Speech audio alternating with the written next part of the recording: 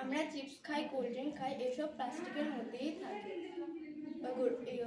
এগুলোর ছোট ছোট কণাগুলি আমাদের পেটের মধ্যে গিয়ে অনেক বড় বড় রোগের সৃষ্টি করে, যেমন ক্যান্সার, এরপরে পেটের রোগ, অনেক কিছু সৃষ্টি করে।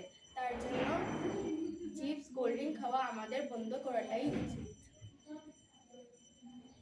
যখন আমরা চিপস কোল্ড ড্রিঙ্ক খেয়ে মাটিতে ফেলি তখন মাটির সার নষ্ট হয়ে যায়।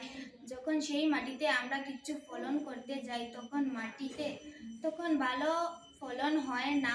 তার ফলে গাছপালা নষ্ট হয়ে যায়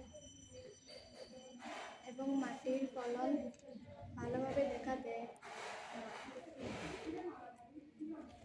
আমাদেরকে প্লাস্টিক সরানোর জন্য আমাদেরকে কিছু করতে হয়। তার জন্য আমাদেরকে রাস্তায় কোনো প্লাস্টিক পড়ে থাকলে এটাকে নিয়ে ডাস্টবিনে ফেলতে হয় এবং কোথাও প্লাস্টিক কেউ ইউজ করলে তাকে আমরা বলতে হয় যে প্লাস্টিক ইউজ করবে না, এবং প্লাস্টিক ইউজ না করে কাগজের কিছু বা মাটির কিছু ইউজ করবে।